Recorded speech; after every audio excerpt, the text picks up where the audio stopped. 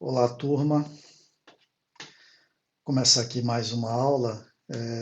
É a primeira aula em que a gente vai, de fato, começar a falar sobre digitalização. Eu deixei um estudo dirigido com vocês, em que vocês fizeram uma revisão de amostragem do sinal analógico, que é a primeira etapa para a gente começar a falar em digitalizar uma fonte que é analógica e que a gente queira inserir no sistema de comunicações digitais. Então, aqui a gente vai dar continuidade a esse assunto, assumindo que vocês já estão na cabeça com essa matéria, que é a amostragem, e aí a gente pega daí para diante e vê como é que o resultado, o que, que a gente faz com essa amostragem, como é que a gente pega esse conjunto de amostras e vai uma a uma digitalizando, convertendo em níveis discretos, conhecidos, finitos, para a gente poder ter de fato uma comunicação digital. Tá?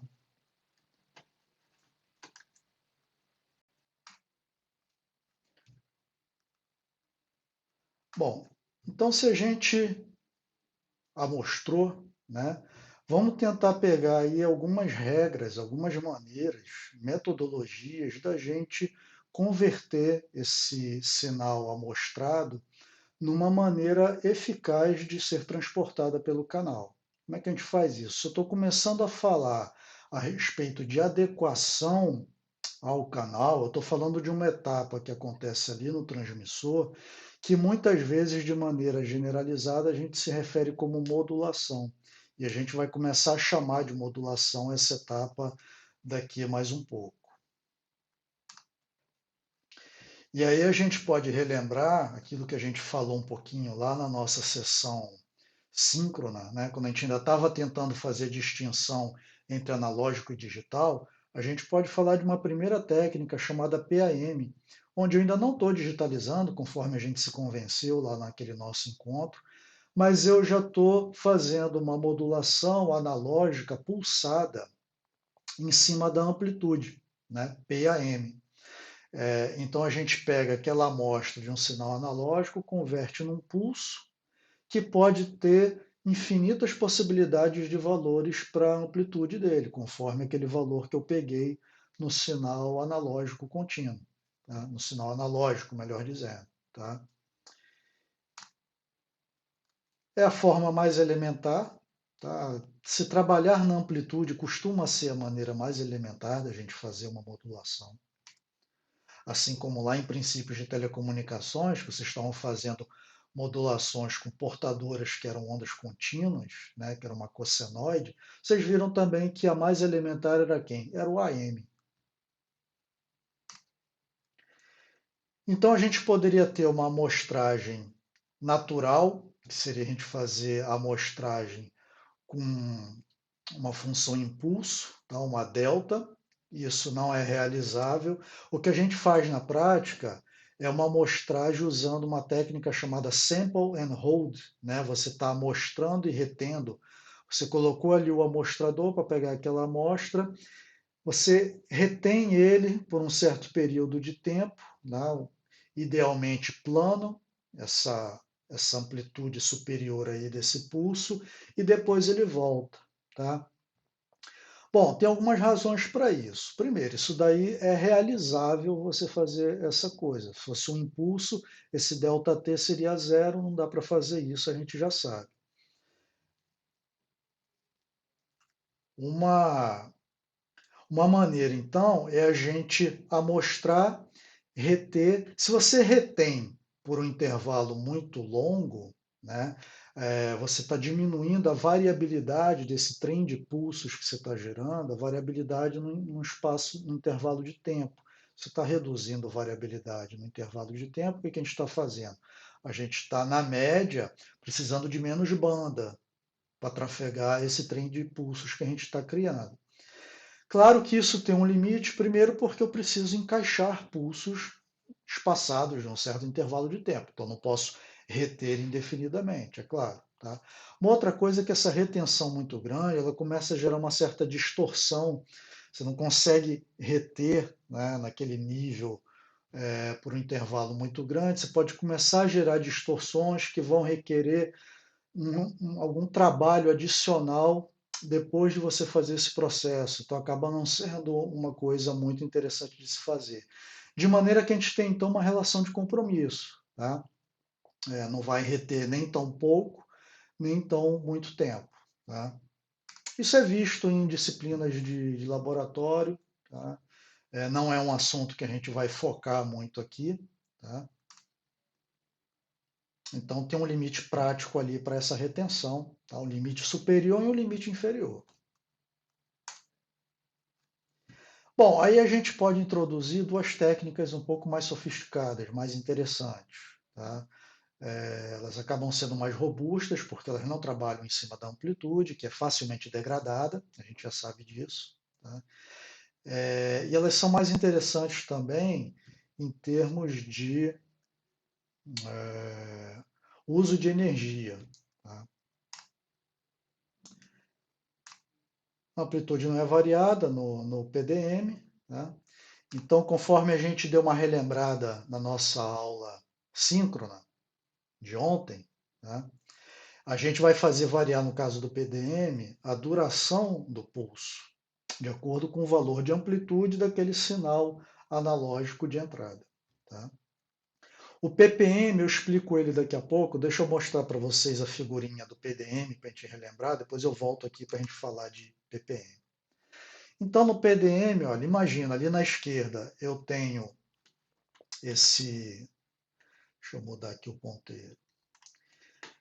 Eu tenho aqui esse sinal qualquer que é analógico, tá? Então, variação contínua aqui de amplitudes. Eu tenho um trem de pulsos, tá? Que é o que eu estou usando aqui para coletar essas amostras e de acordo com a amplitude eu vou converter em largura. Então repara que eu começo em valores mais baixos, vai subindo, eu estou representando valores mais altos por pulsos PDM mais largos, depois eu começo a decair, eles vão ficando mais estreitos, e aí já deu para entender como é que é a lógica disso. Tá? Bom, será que está muito eficiente o PDM? Ele está interessante, não é uma variação na amplitude, ele tem maior robustez, tá, num canal ruidoso, mas ele tem um problema. Ele, quando eu quero representar o pulso muito largo, que são os sinais de alta amplitude aqui, reparem que eu estou mantendo ele muito tempo aqui. Isso é ocupação de quê? De um transmissor ligado ali, consumindo energia, para jogar essa quantidade de energia aí dentro do canal.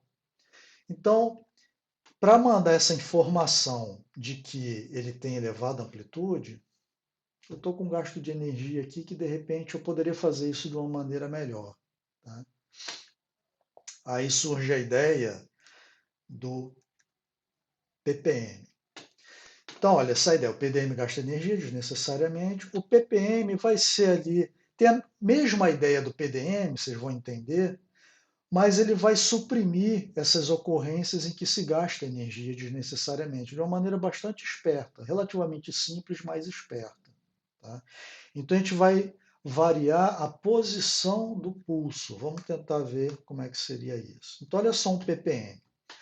De cara, a gente já vê o seguinte: assim como o PDM ele não varia a amplitude, só que diferentemente do PDM, ele também não está variando a largura dele. Mas reparem que os pulsos estão acontecendo cada qual em determinado instante. Né? Por que isso? Ora, se a gente fizer o seguinte, a gente sabe que todos os pulsos, tá? Aqui ó, do PDM, eles começam exatamente quando começa esse pulso aqui desse meu clock, esse meu reloginho aqui. Pode reparar que todos eles, se a gente encaixasse isso daqui aqui embaixo, a gente vai ver que todos eles estão começando, tá? Começando, cada um deles, exatamente onde começa esse meu clock aqui. E onde eles terminam depende da informação que eles estão representando. Olha o ppm, o que está acontecendo? Onde é que está começando cada um dos pulsos ppm?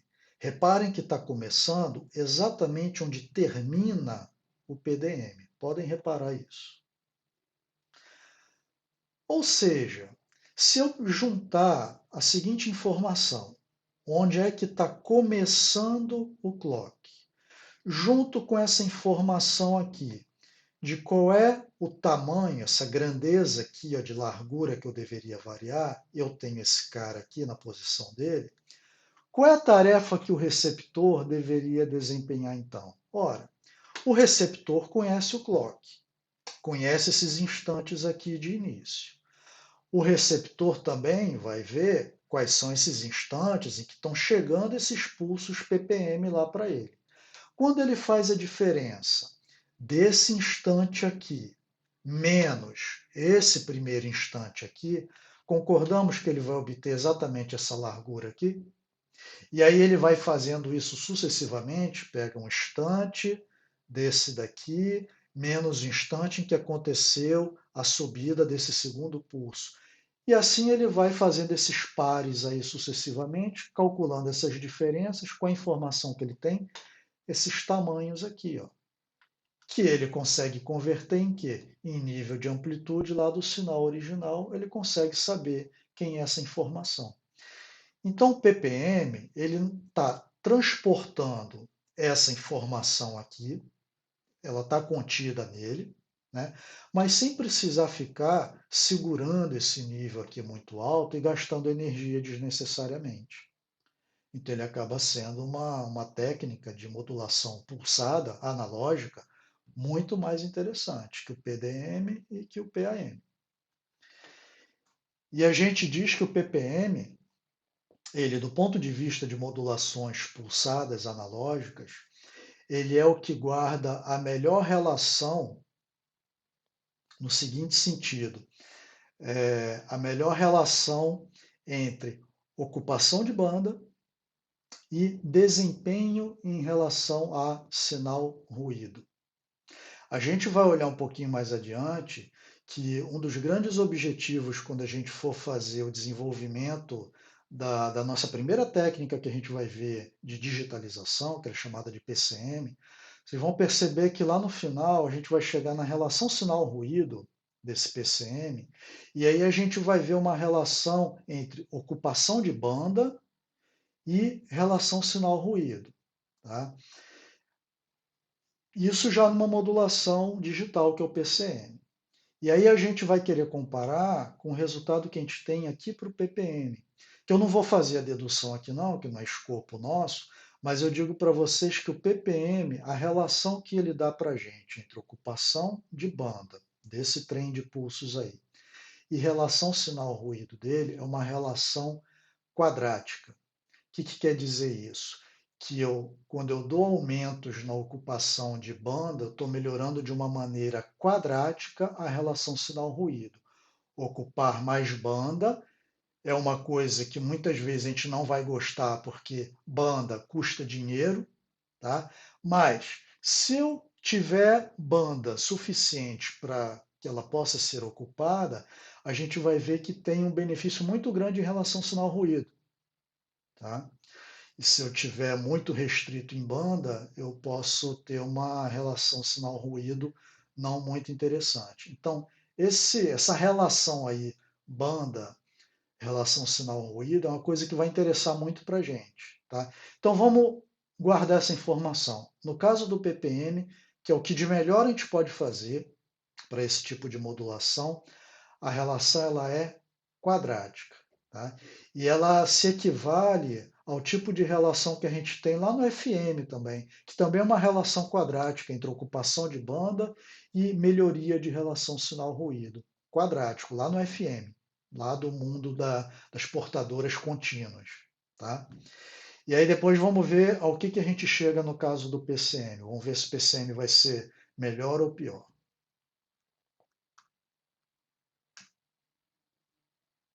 Então a gente já começa a falar de PCM. Tá?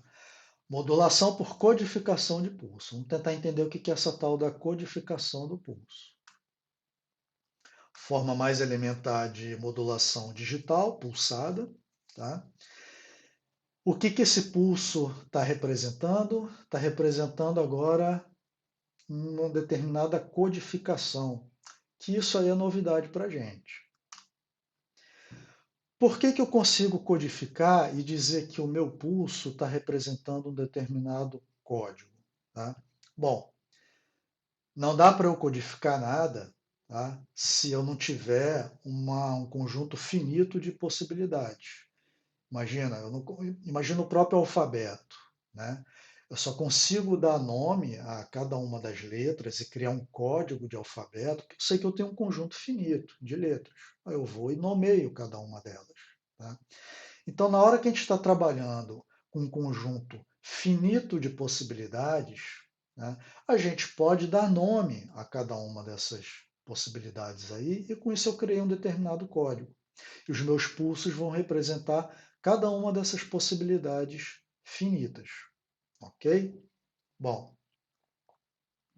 como é que eu crio esse conjunto finito? Isso não está claro. Por exemplo, a primeira coisa que a gente costuma querer digitalizar, isso já historicamente, é o que? A voz. Né? A primeira coisa que a gente se interessou em digitalizar. Bom, a voz a gente já sabe que são infinitos valores de intensidade. Preciso pegar isso e transformar em infinitos valores. Por enquanto, vocês aprenderam e revisaram a mostrar. Somente a mostrar não está me resolvendo. Né? Eu preciso fazer alguma coisa com essa amostra que é trazê-la para um nível que seja um nível conhecido, pré-estabelecido. Então, quais são as operações envolvidas? Tá? Uma vez que eu já filtrei o meu sinal de voz e já estou com ele mantido ali numa determinada faixa de interesse, o que vai me interessar fazer agora? Quantizar, que é uma coisa que, dependendo dos componentes curriculares que vocês já pagaram, isso daí já é visto em alguns lugares. Um que com certeza vocês já pagaram é princípios de telecomunicações, dependendo da forma como vocês pagaram, com quem foi, eu sei que alguma coisa de PCM já é vista. Sistemas de telecomunicações, também é um lugar onde se vê isso, tá? Então, quantização, muito provavelmente não é uma palavra nova aí para a maioria de vocês, quem sabe até para todos vocês. A gente vai dar uma relembrada aí.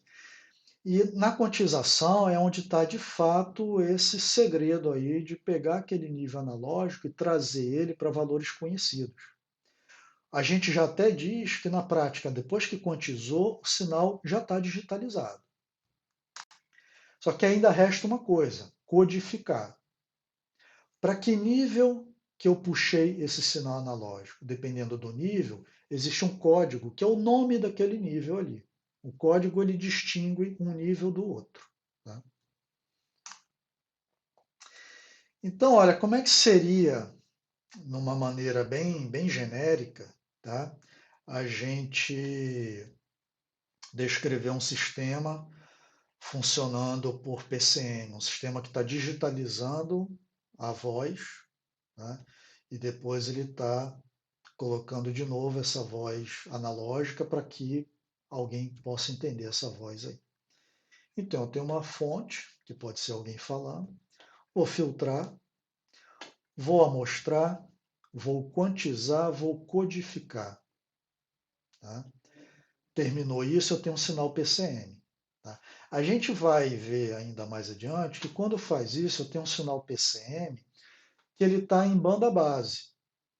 Eu não fiz translação em frequência desse sinal. Lá na unidade 3, a gente vai ver que eu ainda posso pegar esse sinal e modular por uma portadora contínua, para fazer uma translação dele em frequência para, por exemplo, jogar numa antena. Aqui eu não fiz isso. Ele é um sinal PCM, banda base, tá? Que aí eu posso fazer o seguinte, vamos pular por enquanto essa etapa intermediária, ele viria para cá, ó. Joguei ele no canal, aqui eu estou saindo do canal, vou ter aqui uma regeneração para regenerar aquela forma de onda que foi degradada pelo canal. Consigo agora decodificar cada uma daquelas amostras que eu coletei em cada pulso, né, para decidir que nível que é, né, eu estou decodificando. Tá? Decodifiquei e estou pronto para reconstruir aquela forma de onda analógica. e jogar para o meu destino, que é o ouvido do receptor, no caso de um sinal de voz. Tá? Existem enlaces que são muito longos, né? Que eu preciso ter no meio do caminho, antes de chegar aqui nessa etapa final, repetidores que fazem regeneração. Tá? Então, essa etapa aqui, ó, se o enlace é muito, muito longo, eu posso ter em alguns pontos daquele canal imenso, muito, muito longo, essas etapas de regeneração. Tá? Eu estou fazendo com que o sinal fique novo em folha para conseguir superar um novo trecho do canal. Tá? Isso se usa bastante.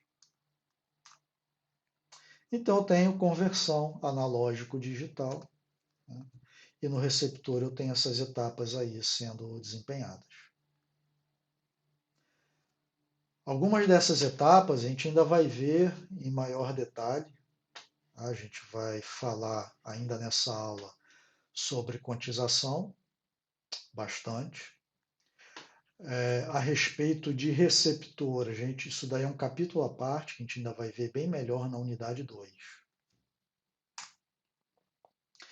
Então, qual é a ideia-chave aqui para a gente trabalhar com quantização? Vamos falar um pouco disso. O sinal amostrado, a gente sabe que ele tem infinitos níveis de amplitude. Agora, tem uma coisa fundamental aqui para a gente entender por que a quantização funciona, por que acaba dando certo. Tá? A gente se baseia no seguinte: uma observação sobre a nossa natureza mesmo, a nossa biologia. Qualquer sentido humano, tá, ele consegue interpretar uma quantidade finita de diferenças de intensidade. Tá? Então, se eu estou falando de níveis de amplitude de voz, a gente não consegue interpretar qualquer diferença infinitesimal de um nível para outro. Tem um limite aí, né, que a gente já não consegue mais fazer distinção se está mais alto, se está mais baixo. Tá? Isso é chave para a gente dizer o seguinte: ora, então, será que a gente não pode aproximar esse sinal contínuo original por amplitudes que são discretizadas? Será que não dá para a gente fazer isso? Já que existe esse limite abaixo do qual a gente não consegue mais fazer essa distinção? É exatamente com base nessa característica da natureza humana que vem essa ideia de que a gente pode então quantizar. Vamos aproximar para níveis que a gente conhece, porque eu consigo associar um código a esse nível, transformar isso num tamanho de pulso e jogar isso na linha, que é o PCM. Essa que é a ideia. Então a gente está pegando o nosso sinal mensagem, que é o M, tá? Eu estou pegando essas amplitudes originais que eu amostrei a cada NTS, tá? O TS é o período de amostragem, é o T de sampling, tá? Então, estou pegando continuamente essas amostras da mensagem e estou convertendo cada uma dessas amostras por meio de uma função que a gente ainda vai olhar melhor daqui a pouco, que são amplitudes discretas. Então, ele está fazendo um mapeamento valor de sinal analógico amostrado para um determinado valor em uma outra função, que é a função que descreve esses degraus aí, tá? Esses níveis que são níveis discretizados finitos. Tá? Como é que é o nosso quantizador? O quantizador clássico. A gente diz que ele é um quantizador sem memória e instantâneo. Instantâneo, ele tá entrando a amostra ali do sinal analógico, ele já está fazendo a atividade dele ali em tempo real e produzindo, para cada NTS, ele está produzindo aquele valor quantizado V de NTS. Então, ele está operando, ele não guarda, ele não tem buffer, entrou, está saindo dele. Tá? Por que ele é sem memória? Dispositivo sem memória não está dependendo do que aconteceu antes daquele valor que ele está analisando. Não interessa qual era o valor. Tá? Então a gente diz que ele não está dependendo de valores passados, nem de valores futuros, é só o valor daquele instante NTS. Então, olha, como é que é a cara dessa função V NTS que vai fazer o procedimento de quantização? A gente diz que é uma função do tipo degrau. E basicamente a gente tem dois tipos. Essa daqui que é a meio piso, essa que é a meio degrau. Repara que existe uma similaridade muito grande entre elas. Tá? É um deslocamento de uma, você chega na outra. Vamos dar uma olhada aqui nessa meio degrau, para a gente entender como é que funciona, porque a dedução que a gente vai fazer daqui para frente é com base numa função meio degrau. Tá? Então, repara o seguinte: nível de entrada está na horizontal e a saída quantizada está na vertical. Então, olha só: se entrar um valor entre 0 e 1 do sinal analógico, mensagem, a minha voz, amplitude entre 0 e 1, qual é o valor que o quantizador vai botar para fora? Esse valor aqui, que é o valor meio. Então, entre 0 e 1, ele está jogando para fora meio. Ele vai dizer que a tua voz, não importa qual foi o valor aqui entre 0 e 1, ele vai considerar que foi meio. Tá? Essa é a aproximação. Tá? E aí vai continuando, né? Aqui, ó, entre 1 e 2, qual é o valor que ele está jogando para fora? Esse piso aqui, ó, que está lá em 1,5. Então, entre 1 e 2, eu estou jogando 1,5, o meio do caminho. E por aí vai. Tá? Então, a gente tem uma funçãozinha ali extremamente simples de ser implementada num dispositivo quantizador e que está fazendo essa tarefa de aproximar o analógico para discretizado na amplitude. Então, a funçãozinha escada, tá? O tamanho de cada degrau desse, que vai dizer o tamanho das aproximações que a gente está fazendo, a gente chama de quantum. Tá? Quantização uniforme versus não uniforme é um assunto ainda do vídeo de hoje. Tá? Daqui a pouco a gente vai falar sobre isso. A gente vai ver que tem um potencial problema em fazer da forma como a gente vai propor aqui nos próximos slides, mas isso fica para daqui a pouco. E aí a gente entra num conceito fundamental. Não tem um erro que a gente comete quando faz essa aproximação? Isso é chamado de erro de quantização, também conhecido como ruído de quantização. E é um erro que, uma vez cometido, a gente jamais consegue recuperar. Uma vez que você quantizou e cometeu aquele erro ali, já era. Você vai conviver com esse erro até o final da transmissão. Né? Então, olha só aqui um exemplo. A gente está aqui ao longo do tempo com um sinal tracejado analógico representando a voz. E aí eu tenho, para ficar mais fácil a visualização, foi encaixada aqui em cima dele aquela função degrau. Está ela encaixadinha aqui em cima, ó.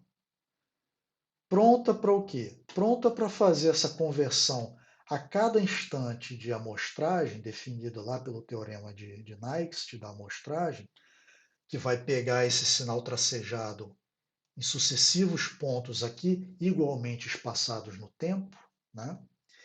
E para cada ponto desse vai tomar a decisão, vou puxar para cima ou vou puxar para baixo? Vai puxar para um desses degraus aqui, ó. Certo? Conforme ele puxou para cima ou para baixo, a gente diz que eu estou cometendo um erro positivo ou negativo, é um ruído de sinal mais ou um ruído de sinal menos, que eu estou representando nesse gráfico aqui embaixo. Então, aqui embaixo eu estou representando o tamanho desse erro que foi cometido, ou para baixo ou para cima, dependendo da puxada que eu dei para cima ou para baixo. Então, ele vai ser positivo ou vai ser negativo. Reparem que é um erro que ele tem uma aleatoriedade, tá? Ele tem valor máximo e valor mínimo. Vamos ver qual é esse valor máximo e valor mínimo? Se eu tiver amostrado o meu sinal analógico e coincide que eu estou exatamente no meio do caminho entre o degrau de cima e o degrau de baixo. Foi exatamente ali, tá? Eu amostrei num ponto que é exatamente esse meio do caminho. Tá? Primeira coisa, tanto faz se eu vou puxar para cima ou para baixo, o erro cometido é o mesmo. Tá? Concordamos que essa é a situação em que eu vou cometer o maior erro possível? porque se ele fosse um pouquinho mais para cima, eu estaria perto, mais perto ali do de cima, eu ia puxar para ele. Fosse um pouquinho mais para baixo, a mesma coisa, eu puxaria para baixo. Então, aquela condição em que eu vou percorrer o maior caminho nessa aproximação, vou estar cometendo o maior erro, é quando eu estou exatamente na metade do degrau. Tá? Então, o degrau tem aquele tamanho delta, chamado quantum. Então, o maior erro que eu posso cometer para cima é de mais delta sobre 2. E o maior erro que eu posso cometer para baixo é de menos delta sobre 2, o maior em valor absoluto. Tá? E é onde está batendo esses valores aqui. Ó. Isso aqui certamente vale mais delta sobre 2, isso daqui vale menos delta sobre 2. Tá?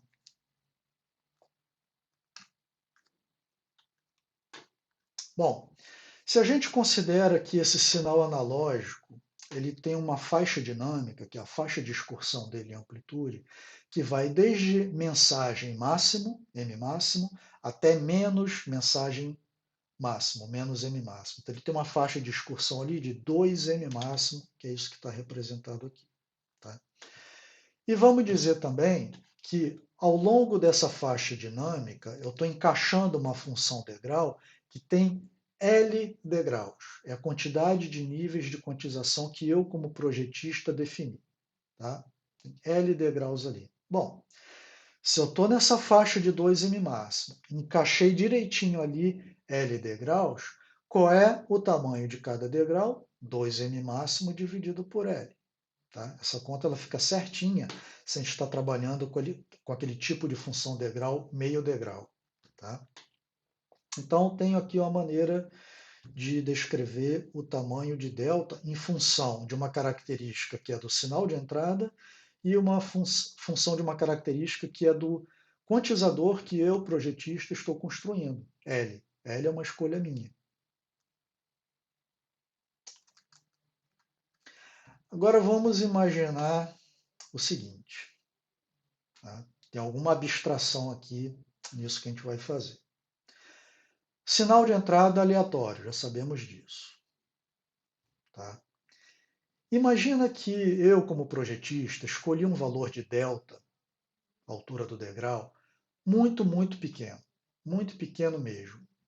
Quero cometer poucos erros de quantização. Eu escolhi ele bastante pequeno. Tá?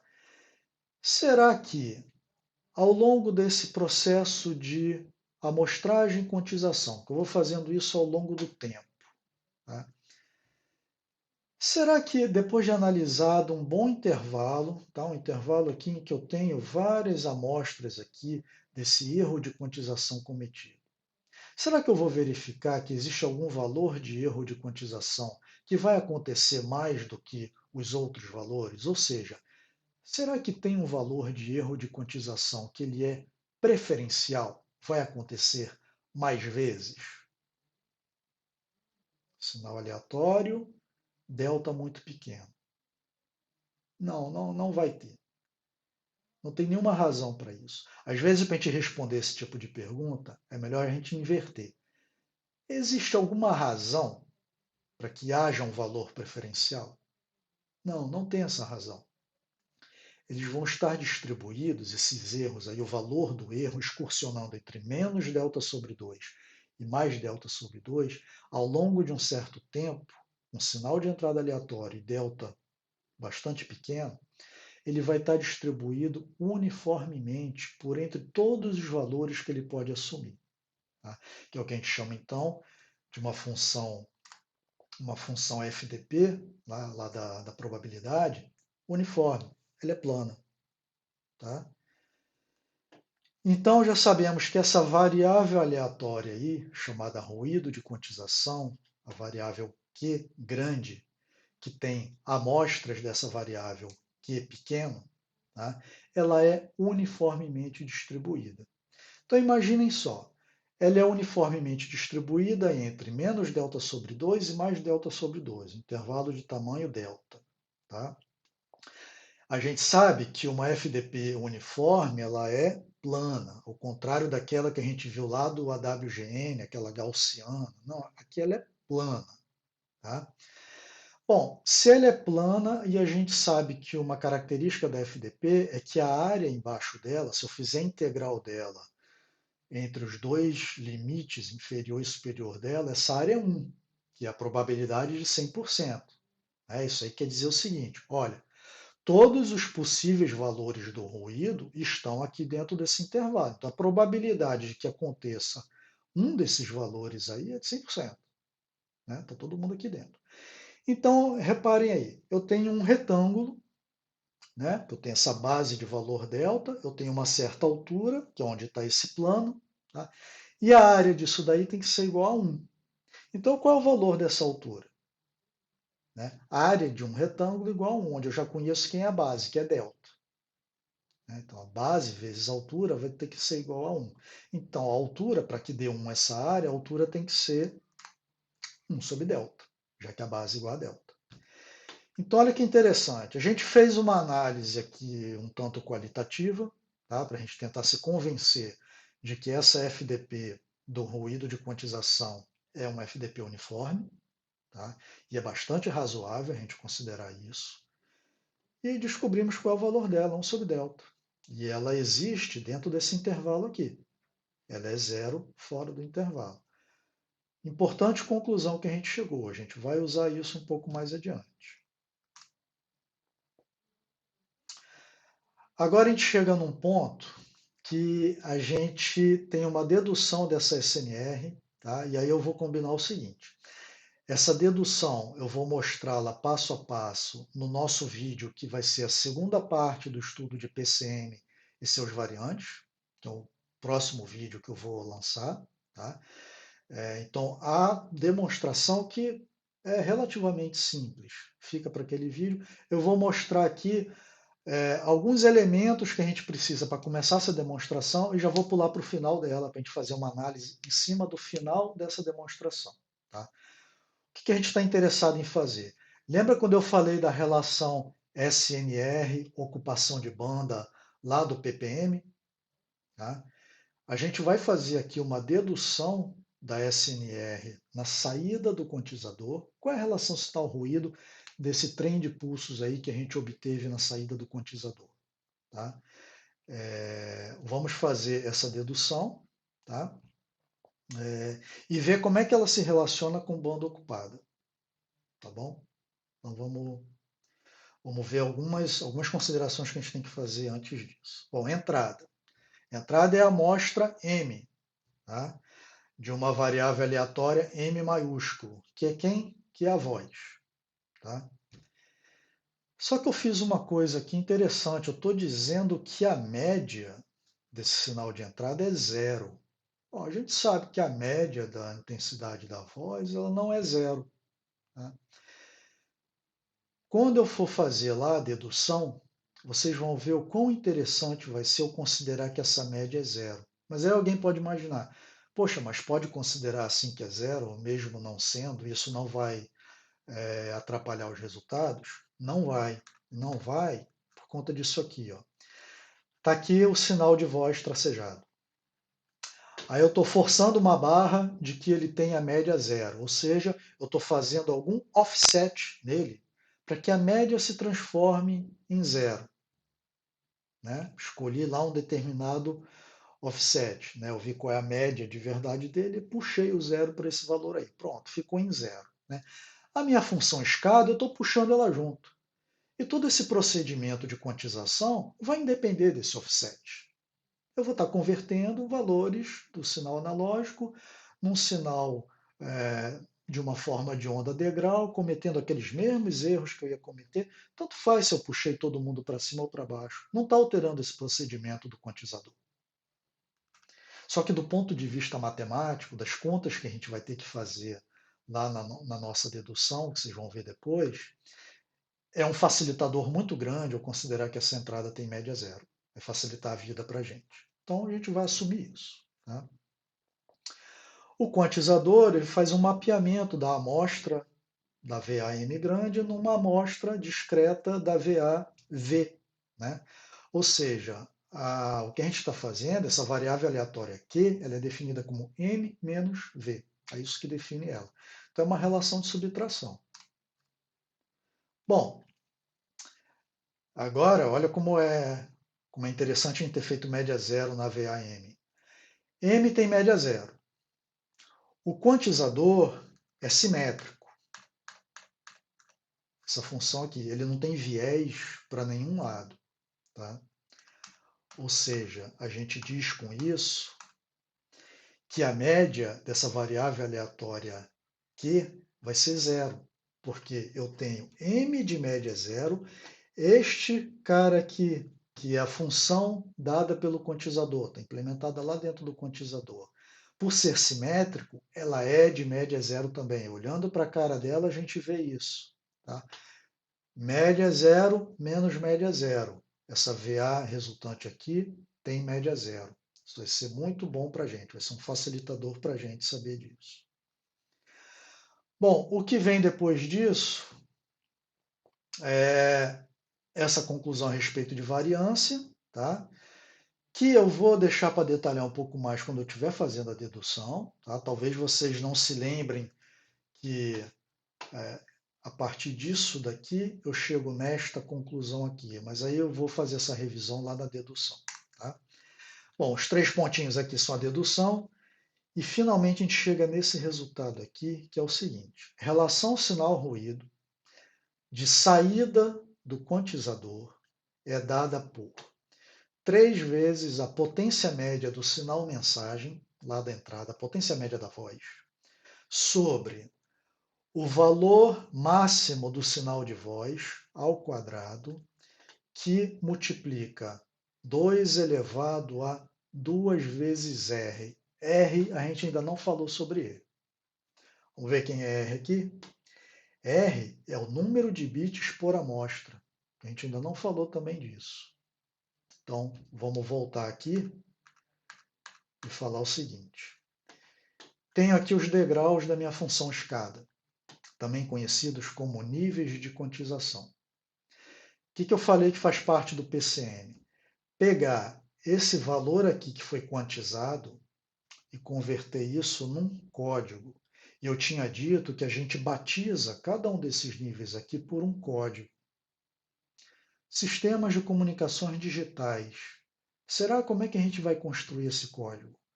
Por conjuntos de bits, de uns e zeros. Tá? Então imagina que eu fiz um sistema tão rudimentar que ele só tem 2 degraus.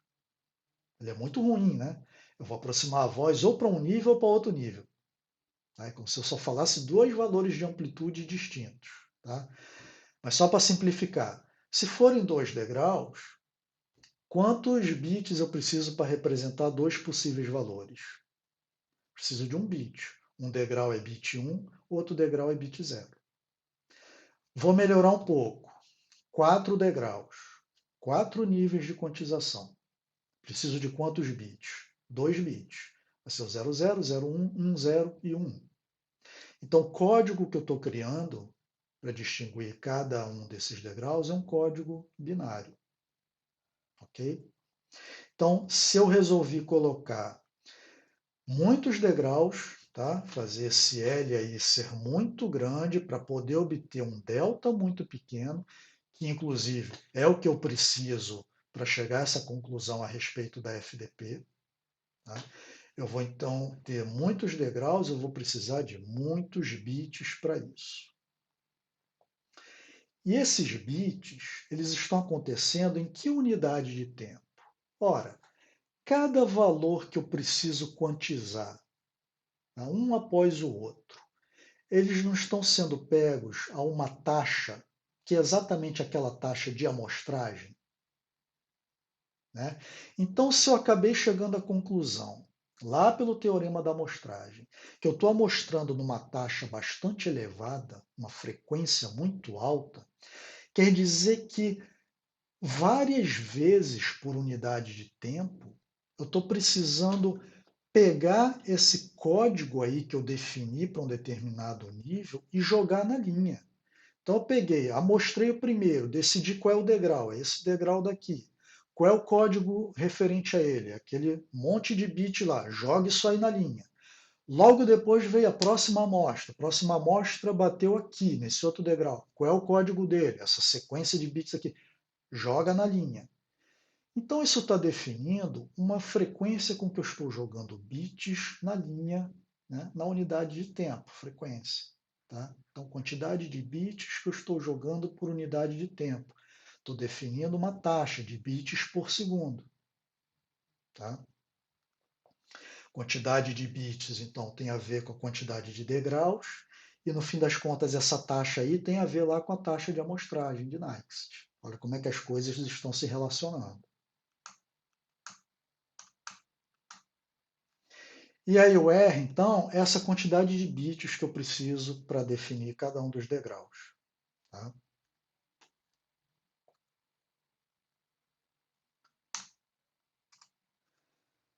Conclusão, antes de mostrar aqui.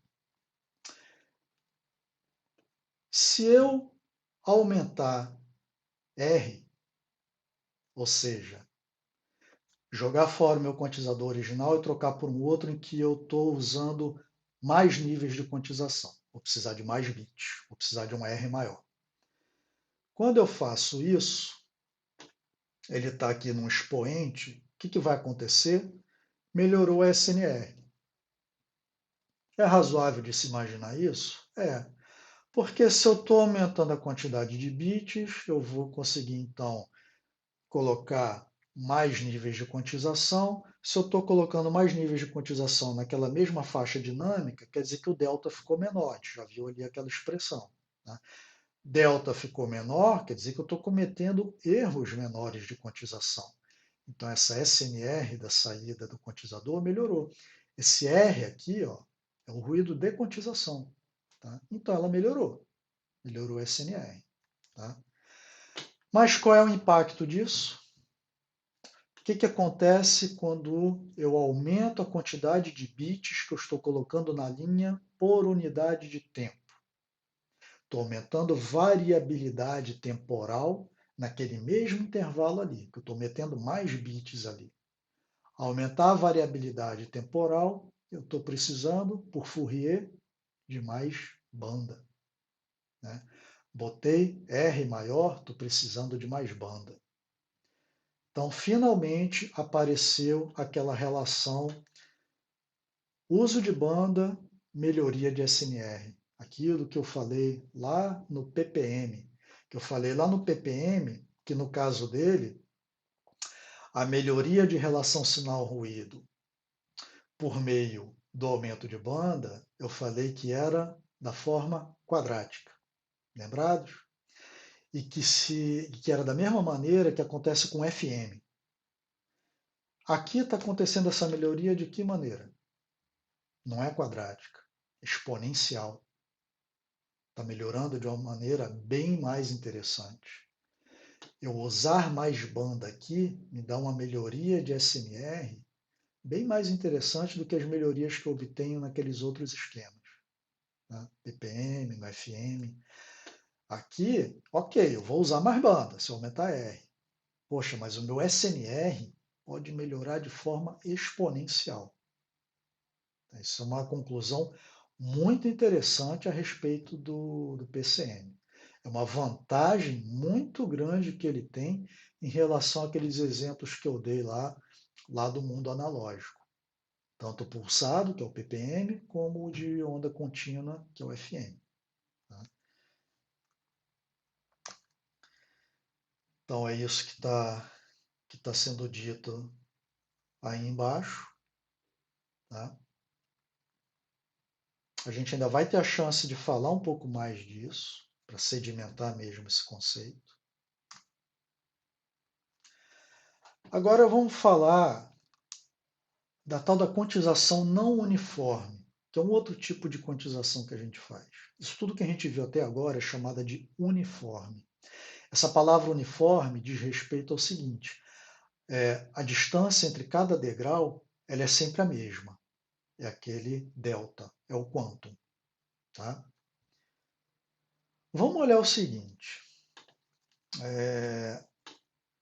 Isso daqui é SNR média, né? Mas imaginem aí, de maneira instantânea, e não a média, o que está acontecendo aqui? Eu tenho esse valor de M máximo, que é um valor que eu conheço do meu sinal. Tá? R é um valor também constante, conhecido, estão lá fixos aqui, mas a cada instante eu tenho um valor de potência, diferente da minha voz. Ora eu estou falando baixo, ora eu estou falando alto, isso aqui vai variando. Tá? Ou seja, a SNR de saída vai estar variando também. E para aqueles instantes em que eu estou falando muito baixo, pode ser que essa SNR esteja criticamente baixa, a ponto de o sistema ficar muito degradado e possivelmente até deixar de funcionar. Tá? E aí isso pode ficar pior quando a gente chega a uma seguinte conclusão, que é uma conclusão que se chega a respeito do comportamento do ser humano, uma característica nossa como seres humanos. A razão de ocorrência de níveis baixos sobre níveis altos de voz é uma razão da ordem de 1000 para 1. Quer dizer que você pega todas as vezes, você pega uma pessoa falando ao longo de um intervalo de tempo razoável. Tá? Quer dizer que ela falou baixo muito mais tempo do que ela falou alto. Ela só falou alto de vez em quando. Tá? Numa ordem de 1000 para 1. Tá? Então, você falou, tem que falar 1000 unidades de tempo baixo para que uma unidade de tempo você tenha falado alto. Tá? É isso que quer dizer. Ou seja, a gente tende a falar muito mais baixo e médio do que falar alto, do que gritar. Então, essa conclusão a respeito do nosso comportamento torna potencialmente essa análise que a gente fez disso daqui ainda mais grave. Esse P aqui, ó, grande parte das vezes ele vai ser baixo. Tá?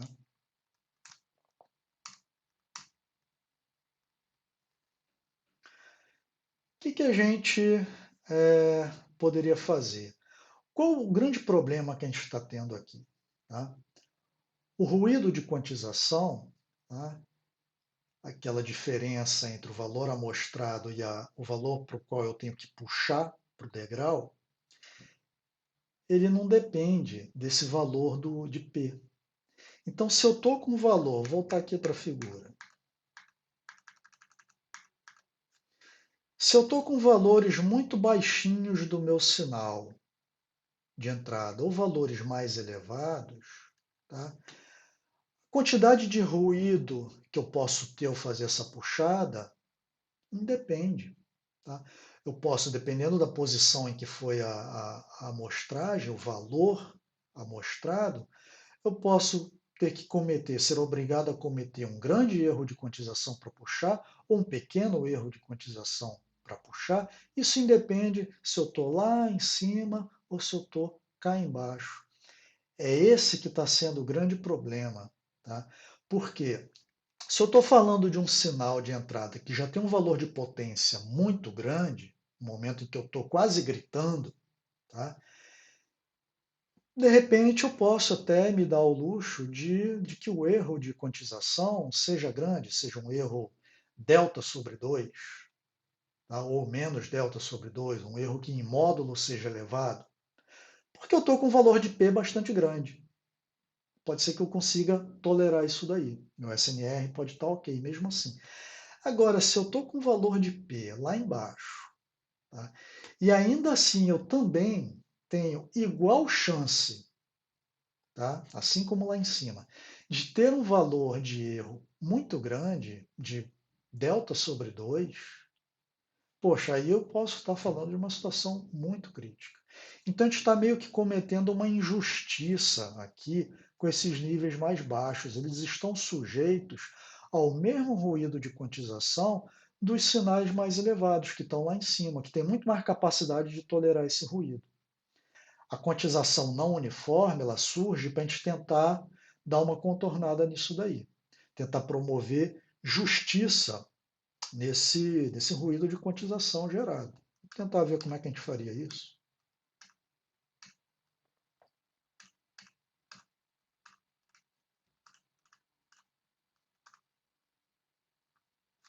Essa ideia de colocar a quantização com os níveis, os degraus, mais afastados lá na porção mais alta dos níveis de entrada, o que tornaria possível que para os níveis mais baixos a gente dê uma espremida nesses degraus aí. Isso vai ficar mais claro na próxima figura. Tá? Procedimento que a gente chama de compressão e descompressão, isso vai ficar mais claro. Ó, com essa figurinha aqui. Então, olha, está lá o sinal de entrada, e ao invés de eu ter níveis de quantização uniformes, agora eu bolei uma coisa desse jeito aqui. Eles estão mais próximos para os níveis mais baixos do sinal de entrada, estão mais afastados para os níveis mais altos. O que foi que eu acabei construindo aqui? Bom, a gente já sabe que o valor de ruído depende do tamanho do intervalo entre degraus. Então, aqui, para esses níveis, eu reduzi o ruído. Aqui, eu aumentei. De maneira que, de uma forma geral, quando eu olho para os níveis baixos e níveis altos, a ideia é que eu tenha uniformizado e tornado essa relação sinal-ruído plana. Ela é a mesma se eu estou aqui embaixo ou se eu estou aqui em cima. Aqui eu dei uma piorada, não dei? Mas o P, ele aguenta isso, o P é grande. Aqui eu dei uma melhorada, tá? Porque o P é pequenininho, eu preciso ter menos ruído aqui. Então é a maneira de tentar fazer isso. Só que na prática a gente não costuma construir um quantizador que tem implementado lá dentro dele uma função com essa cara aqui. Na prática a gente faz uma coisa um pouco diferente. A gente faz esse procedimento aqui e vamos entender o que é esse procedimento. O que é o eixo horizontal? O eixo horizontal é o sinal de entrada normalizado pelo valor de pico.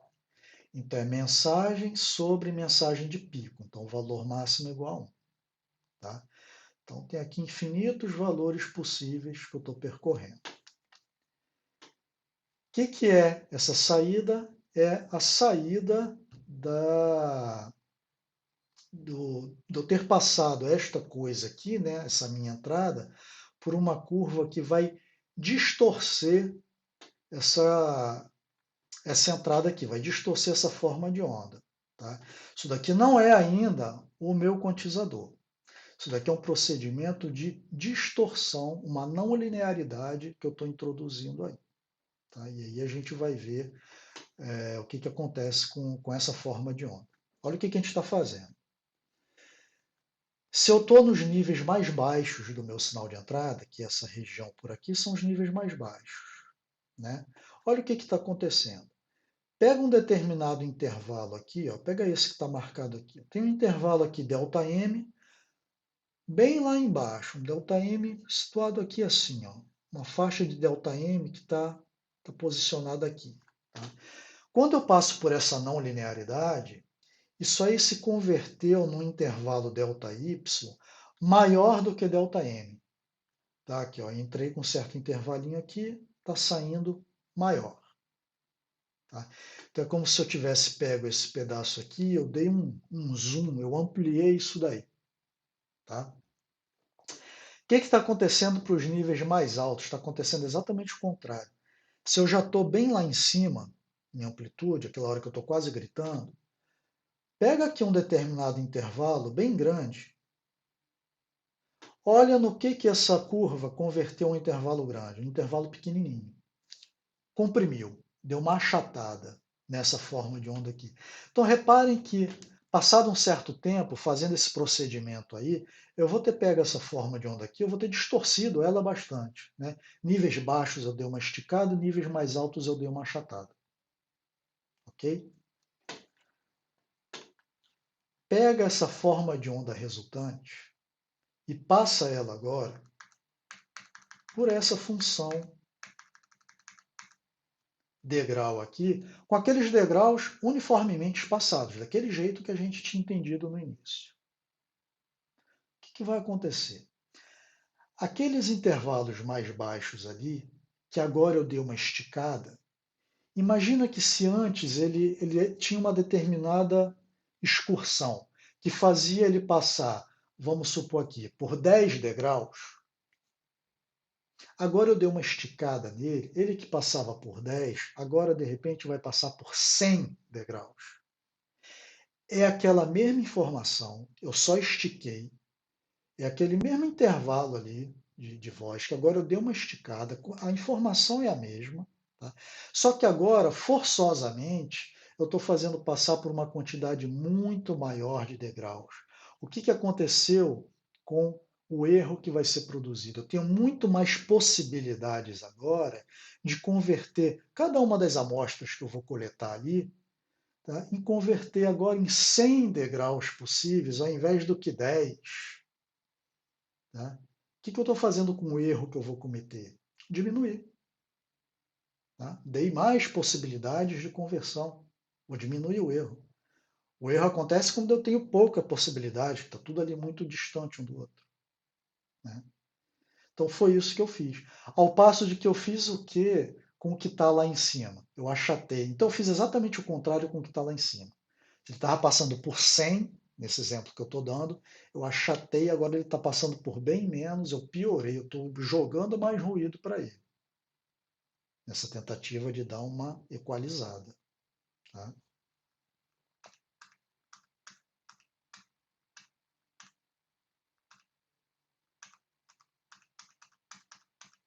Então eu criei uma distorção proposital. No que se transformou o meu quantizador? Esse aqui, ó, é o meu quantizador uniforme original que eu já tinha. A gente introduziu um estágio anterior a ele, que é uma não linearidade que promove essa compressão. Tá? E aqui está o sinal que está entrando. A gente costuma chamar de compressor, tá? Mas lembre-se que fala de compressão se referindo ao que acontece aqui, né? Mas aqui eu tenho uma expansão. Tá? Mas tradicionalmente a gente dá o nome a esse dispositivo de um compressor que está implementando uma não linearidade, que é essa curva aqui. Né? Aquela caixinha ali é essa curva. Tá? Quando eu junto as duas, eu tenho o que eu chamo de um quantizador não uniforme. Pronto. A saída aqui está indo lá para o canal PCM para ser transmitido. Evidentemente que eu vou precisar ter depois um, uma curva que faça o efeito contrário, né? Porque senão eu vou ter essa minha voz totalmente distorcida. Então eu faço essa curva ao contrário para depois, que é a coisa fácil de fazer. Tá? Por que a gente não implementa diretamente isso e faz essa coisa aqui que parece ser até mais complicada? É de novo aquele dividir para conquistar. Eu tenho essa caixinha aqui que tem uma certa quantidade L de níveis, que está lá. E aqui eu implemento essa não linearidade da maneira que eu quiser. Essa curva aqui ela pode ser uma coisa um pouco mais agressiva, ela pode ser quase que uma reta. Isso aqui existem diversas formas, o que a gente vai ver nos próximos slides. Tá? Várias maneiras de se fazer isso daqui. Tá? Então, essa caixinha cuida disso. Enquanto essa daqui, eu tenho um monte dela no mercado. Pego uma caixa dessa na prateleira, boto ela e aqui eu escolho qual é a não linearidade que eu quero dar. Cada uma com a sua especialização. É o tal do dividir para conquistar. É mais interessante fazer desse jeito. Então, isso aqui a gente já falou. Tá? Grande objetivo, então, fazer com que a SNR da saída do quantizador, aqui na ponta, seja independente do nível que eu tenho aqui na entrada. Idealmente, daria a mesma SNR. Não estou privilegiando nenhum nível. Agora ficou legal. Tá? O que já se sabe na prática é que leis logarítmicas são muito boas para se fazer isso. Essa curvinha aqui, ó, ela vai ser uma combinação de logs, tá, que a gente vai ver já já no próximo slide. São chamadas leis de compressão. Tá? No mundo, basicamente, existem duas que vingaram, que viraram até recomendação para ser usado nos sistemas. Tem a lei Mi, que é usada em Estados Unidos e Japão. Então, olha só, o módulo da saída é igual aqui a uma razão que tem logs. E o que entra no argumento desses logs? Aqui no de cima, ó, o módulo da mensagem de entrada. Então é a conversão, sinal de entrada para um sinal distorcido na saída. E tem um parâmetro Mi aqui, ó, que é um parâmetro a ser escolhido pelo projetista, que vai dizer se essa curva aí ela é mais inclinada, menos inclinada. A gente vai ver os gráficos já já. Tá lá. Esquece esse lei A por enquanto aqui. Então a lei μ, dependendo do valor de μ, vai me dar curvas, que são as curvas de compressão desse jeito daí. O interessante é que se o μ for igual a zero, eu vou ter essa reta aqui, que é exatamente o caso do quantizador uniforme. Usar μ igual a zero é como se eu estivesse fazendo um bypass aqui. Né? O μ é igual a zero, isso daqui é uma linearidade, é como se eu estivesse indo diretamente para cá. E também surgiu uma outra lei chamada de Lei A, que é basicamente na Europa, no restante do mundo, o Brasil usa a Lei A, que é um pouco diferente. Ela sofisticou um pouco para. Ela é diferente dependendo do valor do módulo do sinal de entrada, mas também é log. Tem lá um parâmetro M que o projetista vai escolher. E repara que eu consigo dar origem a curvas que são muito similares à lei. É aquela questão de padronização. Um lado do planeta surge com um padrão e acaba implementando e dando certo, e outra parte surge com outro padrão e acaba ficaram dois padrões. Tá? Aqui no caso da lei A, para eu reproduzir o quantizador uniforme, é só fazer A igual a 1. Ok? Bom, por que essa variabilidade de tipos de curvas que o projetista pode escolher para o quantizador dele? Por conta de sinais serem aleatórios, tá? A aleatoriedade do sinal, a própria quantidade de níveis de quantização que você escolheu, são muitos, são poucos, ou seja, aquele valor de delta ele é pequeno, ele é grande. Esse tipo de combinações que podem existir entre a variabilidade do sinal de entrada, valores de L, podem fazer com que uma determinada curva dessa seja mais adequada do que a outra para cumprir esse objetivo de SNR plana, independente do nível de entrada. Então, essa é a grande motivação para que o projetista possa escolher a curva mais adequada. Né? E aí já se sabe, para algumas combinações clássicas que existem, qual é a curva interessante. Então, por exemplo, vou ter um caso aqui. Ó. Pega uma faixa dinâmica de entrada de voz de 40 dB. Isso quer dizer que a diferença entre o nível mais baixo da voz e o mais alto é a diferença de 40 dB. Tá? E um sistema em que são 8 bits por amostra. Isso quer dizer que cada degrau ali ele está jogando 8 bits da linha. Então, cada degrau é representado por 8 bits. Faço aí a continha de quantos degraus eu tenho, já que cada um deles é representado por 8 bits. Né? 2 bits, eu tenho quantos degraus? 2 elevado a 2 degraus, 4 degraus. Então, com 8 bits, você já sabe quanto é que vai dar. Para um caso desse aqui, tá, uma combinação dessa, já se descobriu que na prática, se eu estiver usando a lei μ, o μ 255, que é um μ que está em algum lugar aqui entre essas duas curvas, ó, é o μ mais interessante. Se eu estiver usando a lei A, é o A87,6, que é tão clássico que na literatura ele até já veio plotado aqui. Tá? É típico no Brasil a gente usar um A desse valor. Tá?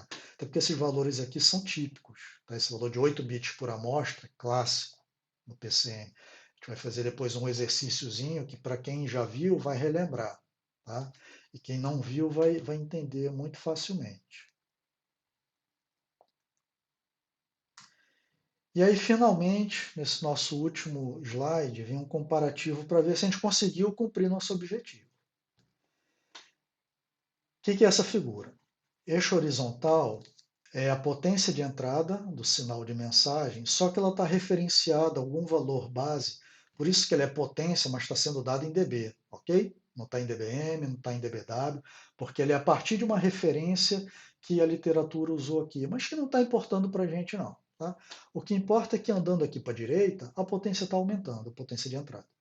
Tá? Estou indo desde um cochicho bem baixinho até um grito bem alto. Tá? E aqui na vertical é a relação sinal-ruído na saída do quantizador. Então, repara, essa curva aqui, tá? Essa reta, eu peguei e fiz lei mi igual a zero. Lei mi igual a zero significa o quê? Que, na verdade, eu não estou usando o quantizador não uniforme, eu continuo usando o uniforme. Tá? Eu não inseri distorção nenhuma, daquele jeito tradicional.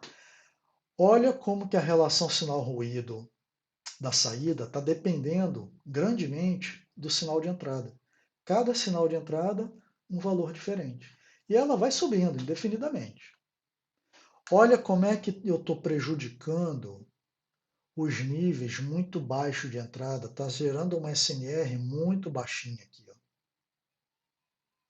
Isso é ruim.